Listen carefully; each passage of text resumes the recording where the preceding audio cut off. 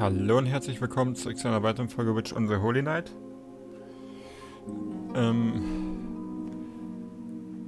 Aoko wurde ja in die Kirche geliefert, in einem sehr, sehr schlechten Zustand. Dort haben Alice und Sojiro sie dann aufgesucht. Und Alice hat Aoko gerade erzählt, wie der Kampf zwischen ihr und Toko verlaufen ist. アリスがお手上げの相手だものね。私がどうにかできるはずもなかったわけだ。でも要は魔術でなければいいのよね。テムズの動力は魔力だけど、テムズのパンチは純粋な衝撃でしょ。当たりさえすればぺしゃんこじゃないの。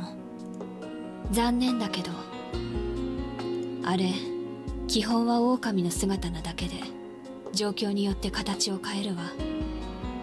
テムズの腕を受け止めた時は大猿みたいになっていたし、機関銃やロケットで狙ってもかわされるか、体の硬い生き物に変化して防ぐんじゃないかしら。地球上の生き物なら何にでも変われるってことか。でもまあ質量までは無理かな。基本は2メートル台の生物のいいとこ取りってあたりで勘弁してほしいわね。ねえ、すごく関係ないけど、深海の生き物に変わられたらちょっと怖いと思わない？ Aoko noted her eyes as she bemoaned this creature's existence. The conversation appeared to have revived in her fighting spirit. Once again, her eyes were focused and her thoughts clear. Aoko was back to her usual self. その後はアリス、うまく逃げられたの？いいえ、私もあの狼にやられたわ。Alice explained how the wolf had pinned her to the ground. Incidentally, she kept the part about Sojiro rather short. Alice herself was not entirely sure why she felt it necessary to leave most of that information out. アリスが相手をした後、休む間もなく私のところに来たわけか。初めから昨日で決着をつけるつもりだったんだ、兄貴。姉妹かな。ここぞって時のタイミングは一緒だったの忘れてた。切り札は見せたからには敵を殲滅しなくちゃいけない。姉貴は視点を残り2つにしておいて、自分の正体を告げてこっちの戦力を分けさせた。その時点で奥の手を投入してくることは覚悟してたけど、まさか人狼なんて際物とはね。Aoko let out a heavy sigh. Alice nodded slightly in agreement. それはそれとして、宗十郎がアリスを助けに行くなんてね。感謝しなくちゃいけないんだろうけど、バカな真似してくれたわ。私が東子の立場なら、報復の可能性は一つ残らず排除する。私たちがどうにかなった後、猫の手首ひねるみたいに片付けられるわよ。はい。しずきくんならこちらで保護してもらってるけど。Aoko's eyes widened. うわ、どういう風の吹き回し？アリスがあいつの世話を焼くなんて。だって放っておいたら青子が怒ると思って。Alice responded with her eyes closed. Aoko frowned in silent indignation, as if she wanted to protest where Alice got that idea from. まあいいけど、それじゃあ今ここにいるんだ、宗十郎。Still unable to move her back, she looked around as best she could. 彼なら気分を悪くして倒れたわ。今はエイリ神父の寝室を借りているけど。Aoko furrowed her brow and collapsed. Sure, he was under the church's protection, but had Toko set the wheels in motion for his death? 何があったの？一体。Alice paused for a moment before carefully answering the question. それが彼、あなたを見て嘔吐したの。She had decided to be blunt. Aoko was taken aback. For several seconds dim sunlight leaked through the window. Once she had found her voice again, she muttered. いいけど、ひどい侮辱よね、それって。Perhaps amused or perhaps exhausted from staying up all night, Alice cracked a tiny giggle. 何よ、そんなにおかしい、アリス。さあ、どうかしらね。けど、しずきくんにも言い分はあるでしょう。Orko appraised her physical state. She was dressed in a hospital gown. Bandages covered the majority of her body. Her right leg was in a plaster cast. Since she could move her right arm, she brought the bandaged finger up to her throat. そっか、思い出した。あのガキ、まず私の首元に噛みついたんだっけ。すごかったわよ、首が噛み砕かれるのって。ゴキーンって音が頭の中に響いて、気持ち悪いったらなかったわ。ち、あそこから好き勝手やられたもんだから、つい忘れてた。Orko sounded upbeat, but the look in her eyes was anything but. She had been torn to pieces, but her life had been mercifully spared. At least she hadn't been dismembered. She had been bitten, beaten, and her bones broken. Magic crests containing the Aosaki's secrets arts decorated her body. Even if her spine was broken, as long as her body was alive, the crest would piece it back together. Despite the crest easing the pain, a little she still hurt enough to want to kill that wolf 100 times over. 視点は全部壊された。これで三崎市の霊脈はフリーってわけね。全容を把握してるのはうちらだけの特権だったけど、東子は昔から知ってる以上、解析の手間もいらないと。真剣な話、所有権の書き換えまで何時間かかると思う？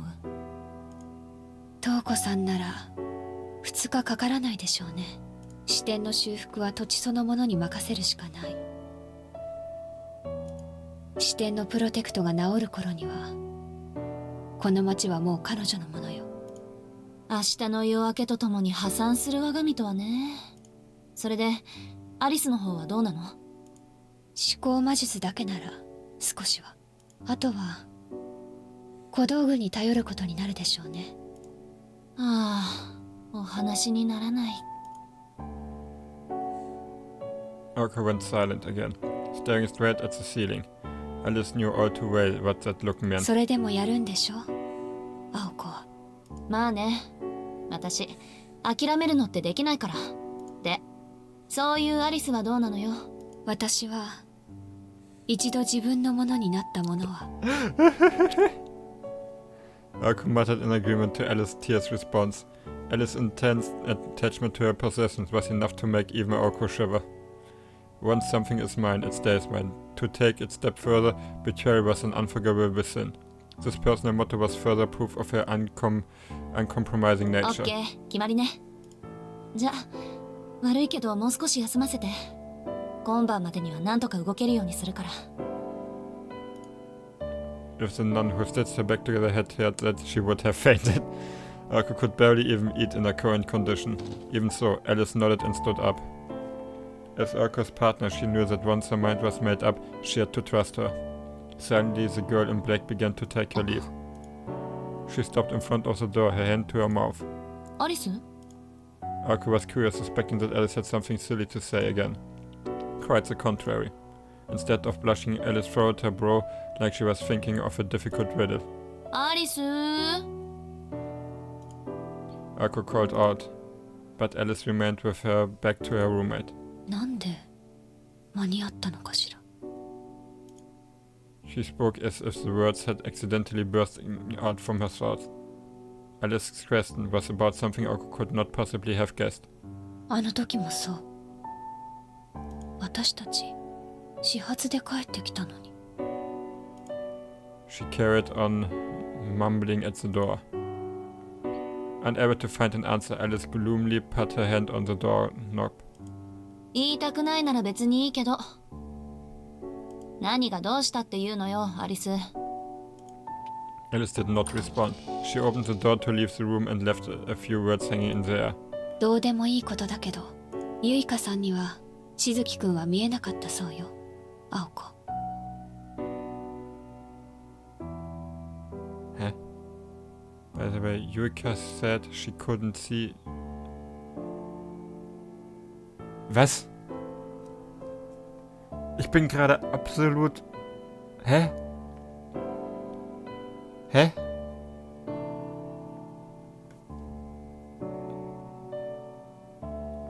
Hä? Sorry, ich muss gerade meine Gedanken etwas... She couldn't see...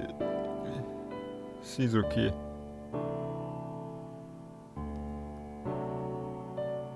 Das heißt... Aber er war ja in der Schule, er hat mit Leuten geredet. Ist er auch ein Phantasma? Dass sich the door closed with a thud. そりゃまた珍しい。 Ako murmured to herself from her bed, seeming slightly happier. Blind since birth, Yuka saw the world through her other senses. Okay. Ich kann... Ja, gut. Oh Mann. She was especially sensitive to enemies, or those who bore ill will, and typically viewed almost everyone as a threat, presumably because that was the easiest thing to pick up on. So when she said she couldn't see Sojiro, that meant he was completely harmless.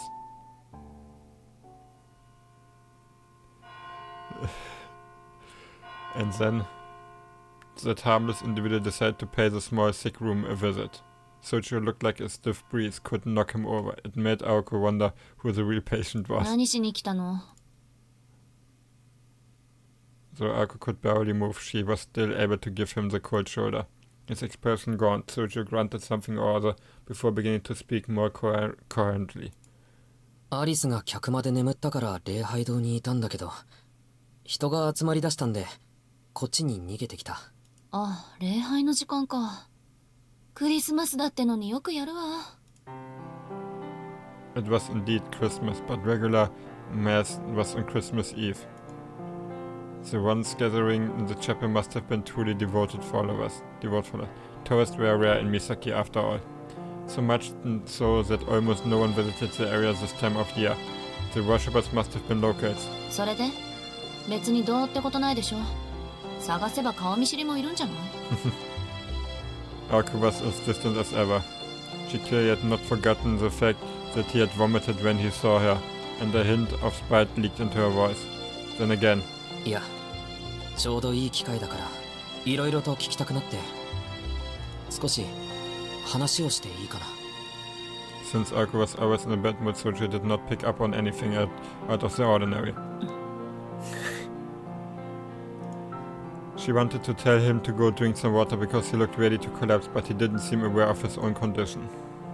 And to be fair to him, Alice did say Aoko was in bad shape. Given how unaccustomed to blood Sojiro was, it was no wonder he had fainted. ああ、そうか。話なんてまだ無理だな。すまない。出直してくる。Sojiro seemed to have misunderstood Aoko being deep in thought, as not having enough stamina to speak. Naturally, this did not sit well with Aoko. 待ちなさいよ。話だけなら別に構わないわ。やる気持て余してるし、暇つぶしがてらに相手してあげるわよ。ま、退屈しのぎにしてはちょっとグレード下がるけど、この際贅沢言ってられないし。Sojiro sensed this was going to be rough, but took a seat on the chair next to the bed. 何が聞きたいの? Aoko spoke energetically in an attempt to distract from her weakened appearance. Naturally, she knew she wasn't fooling no one. やっぱり青崎は強いな。安心した。Sojiro said, nodding in admiration. Aoko shot him an unimpressed look in response to the unwanted praise. あんたってほんと間が悪いわ。いいわよ、別に。私の夢の話だから、そっちが気に病むことは。She glowered, remembering. Come to think of it, almost everyone in her dream was here in the church, turning her dour expression into an irritated one. やめやめ、こんなつまんない話。聞きたいことがあるなら手っ取り早く済ませちゃってよ、宗十郎。よかった。じゃあ、まず今の状況を聞かせてくれないか。瞳子さんの話じゃ、俺も無関係じゃないそうだし。Sojiro spoke calmly, making Aoko wonder if he really understood the gravity of his situation. He was Toko's enemy now. He was defenseless and needed protection. Neither Aoko nor Alice could help him, and the church could withdraw the sanctuary at any moment. He had picked a side, and that had turned him from innocent bystander into a target. The answer he sought was as simple as that. He knew the facts. He was not a mage, and was therefore powerless. それでもアリスは助けられたわけだし。Aoko did owe him for that. To say thanks, she decided to at least give him the whole story up until now. よし、今までの経緯も含めて軽く説明してみましょうか。私も何か得るものがあるかもしれないし。Marco composed herself before beginning her explanation. The battle began at the end of November. A lot had happened since then, including meeting Sojiro. 事の起こりは1ヶ月前。三崎市に貼られた結界の端っこが何者かに消されたのが発端だった。私が跡継ぎになってから5度目の三崎市を狙う敵の登場ってわけ。今回の敵は私たちとは直接戦わず、まず土地を奪うところから始めたわ。今までのやつは私たちを半人前と舐めていたから、大抵は真正面から仕掛けてきて、勝手にアリスの猟犬の餌食になったんだけど、町の結界には2種類あって、侵入者を見つけるものと土地の力を有効利用するものがあるの。敵が壊したのは土地の結界の方で、これが全部壊されると私やアリスは土地の所有権を失ってしまう。土地のないはぐれ魔術師と同じになっちゃうのよ。もちろんそうならないように侵入者をあぶり出すための結界があるんだけど、こっちには何の反応もなかった。ま、当然よね。今回の敵は私の姉貴青崎東子その人だったんだから。青崎の結界は同族である姉貴を敵とみなさなかった。あるいは姉貴は結界の抜け道、構造の資格をついたのかもしれない。もともとうちの後継者はあの人だし、それぐらいの知識はあったでしょう。そうして姉貴は私たちに見つかることなく好き勝手に結界の支点を壊し始めた。時間をかけてゆっくり壊していったのは外からやってきた部外者を演じていたからでしょうね。さすがに連続して壊されればこっちも身内の犯行だと疑うし、うち親戚である浅木家とは仲悪いままだしさ。ま、姉貴の芝居に騙された私たちが間抜けなんだけど、セオリーとして結界崩しは長丁場になるものなの。管理地の結界は強固に作られているからね。普通は半年単位での攻防になる。攻める側はまず結界を形取る視点が何個あるか、それがどの5大要素でくくられているか、もちろん管理地の魔術師たちの目を盗みながら。対して守る側は侵入者がいることに気づくから、悪さをされる前に敵の拠点を見つけ出して外敵を排除する。こんな感じで結界崩しは長期戦、あるいは前哨戦になるものなの。大抵は攻める側が視点を壊すぞとアピールして土地の持ち主を翻弄疲弊させてから魔術師同士の直接対決で決着がつくわ。なんで結界を全部壊す必要はないのよ。管理地の持ち主を始末した方が早いし、その後は術式さえ解読しちゃえば土地を結界ごと横取りできる。わざわざ壊して作り直すより昔からある結界の方が土地に馴染んでいて強力だしで一石二鳥でしょ。 That was how Gwen and Alice were dubbed. They never thought the enemy would waste the time and effort needed to break all seals. だから私とアリスはとりあえず受けに回った。視点を探すために町を調査している敵を待ち伏せて、これを片っ端から倒そうって。でもそのうちの一つがケチのつき始めだった。三崎町の公園で山張って待ち受けていた時、どうでもいい第三者が覗き見してやがったのよ。Indeed. That was the ultimate taboo in the world of magecraft. The existence of mages must never be revealed to その outsiders. 後のことはわかるでしょ。私は敵との小競り合いをアリスに任せて、それより重要な目撃者狩りに専念せざるを得なくなった。言っとくけど、これはあんたのことだからね。そこで我関せずみたいな顔しないこと。 No sooner had August that Sojo gave her that exact look. Clearly he had been listening, but not necessarily understanding. ま、いいけどね。宗十郎がそんなだから秘密は漏れなかったんだし。で、あんたっていう目撃者を消そうとした私の単独行動は敵にしても都合のいいものだった。強敵であるアリスがいないんだから、敵はこれを機会に私を始末しようと特注品の人形を差し向けたと思っていたけど、あれはただの嫌がらせね、間違いなく。そうでなきゃ私そっくりの人形なんて派遣するかっての。Soichiro nodded, thinking back to the Aoko replica. あれのことは忘れてちょうだい。まあそこから先はあんたもうすうす知ってるでしょ。私とアリスは敵との戦いに専念することになって、毎日のように操作の手を空振って、大体の経緯はこんなところよ。She stared down at her body, as if recalling what had happened would help her accept her current state. Under the sheet, magical energy steadily flowed through her partially bandaged body. 青崎、これまでの君たちの話は分かった。けど、肝心の今の状況はどうなっているんだ？ Soichiro's specific concern was the reason Aoko was lying there. More than anything, he wanted to know what had happened to her the night before. バカね。状況も何も完全に私たちの負けじゃない。Judging by her tone, she would have raised both hands sarcastically in celebration if she could. 負けた？そう。事実は正しく受け止めなくっちゃね。5つの視点が全部壊された時点で勝負はついたの。管理地の所有権は宙ぶらりで、明日には東子の手に渡るでしょう。で、それを阻止したいこっちは、私もアリスもこのありさま。もう立場は逆転したから、これから私たちは挑戦者。つまり、はぐれ魔術師ってことよ。Which meant that Aoko, Alice and Josie only had a few more days with which to utilize the church's services. Either Church was not only an arm of the Mages Association but also a branch of the Holy Church that monitored heresy. Aoko and Alice were owners of Misaki City's spiritual lands, but they belonged to neither of these organizations. The only reason the Church helped them at all was because they were the land's administrators.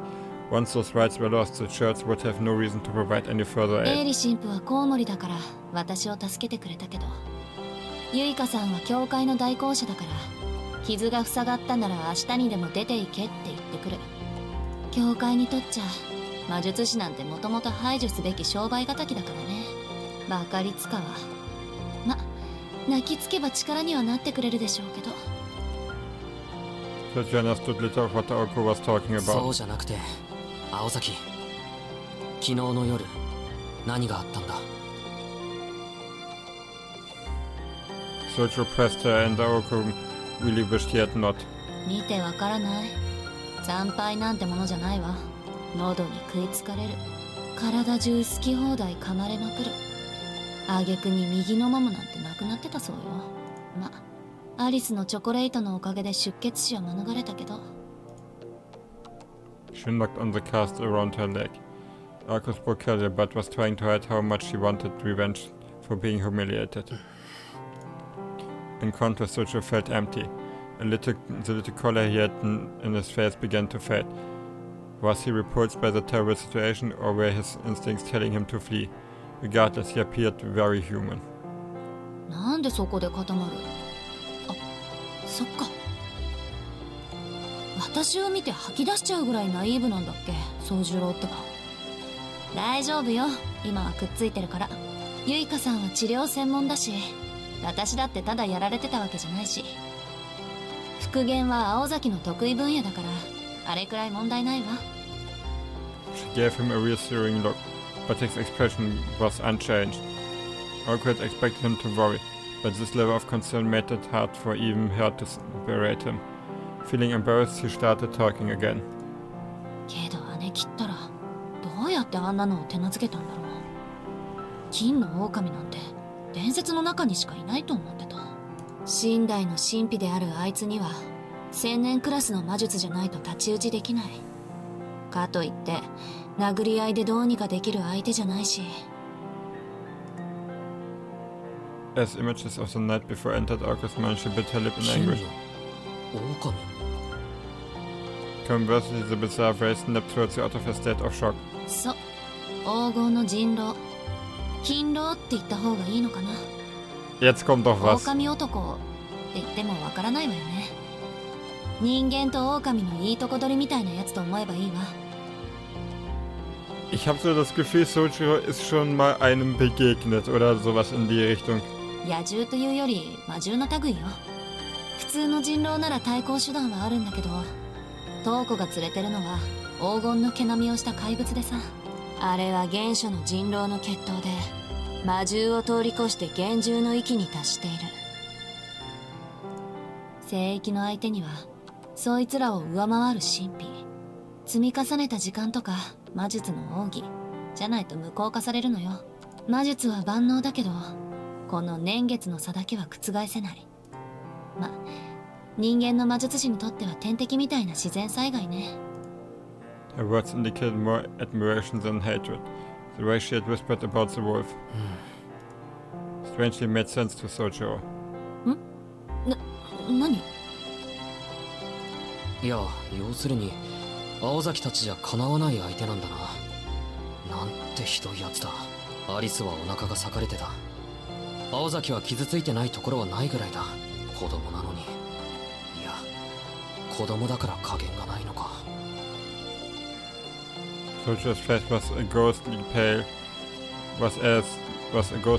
as he muttered nervously. Akko merrily nodded in agreement. ほんと。Warte mal, keiner von denen hat gesagt, dass das ein Kind war. 人の体を何だと思っているのかしらね。あのお子さん。なぬYep, Aoko hat es gecheckt. Aoko raised her head. Oh, she looked as if she had seen a ghost. 今、子供って言った？あんた、なんでそんなことまで知ってるの？やっぱりそうなのか。金色の髪なんて2人もいないと思ったんだ。そいつなら一度見かけたことがある。青崎が口にしたような怪物じゃなかったけど、森の奥で木の実が2人がかりでとっちめようなんて怖いこと言い出してさ、金一個ないから止めたんだよ。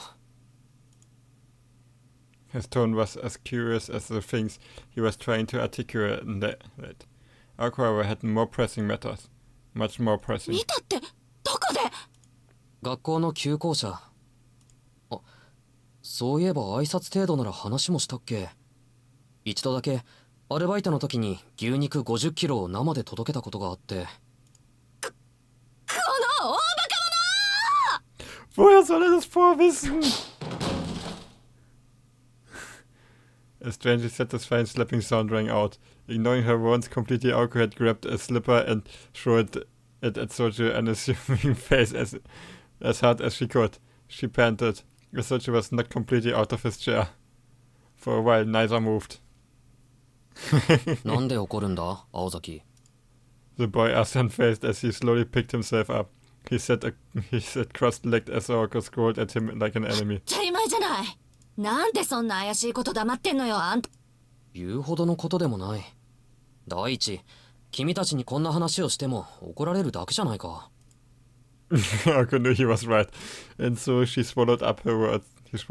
She imagined themselves at dinner. ところで今日、牛肉の山を担いで届けたんだ。一匹丸ごと。いや、あるところにはあるものだね。If he had actually said it, Aoko and Alice's response would have been less than cordial.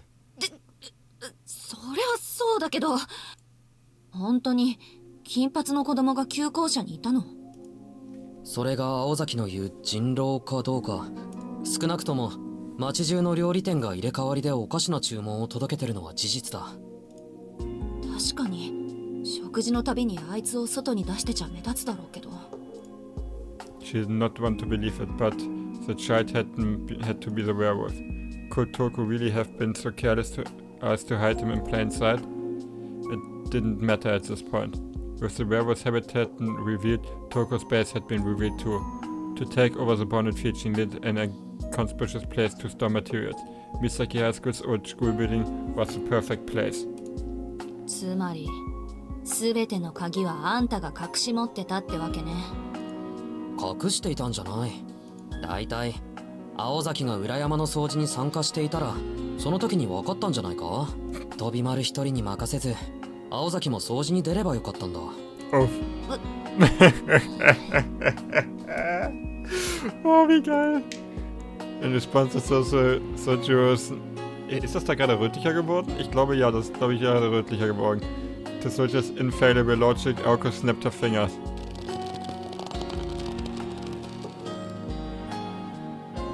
Instead of another slipper missile, she let the faithful white collar express how she felt. And with the tightening of the collar, Soji realized something. Aoko had changed. From the bed, she looked down on him with a commanding glare. Though weak from her injuries, she was as sharp as ever. He would be forgiven for forgetting she was ever patient. She was raring to fight. It went without saying who her rage was directed at.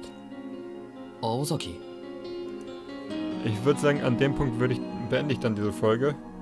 Vielen Dank fürs Zuschauen und bis zum nächsten Mal. Tschüss.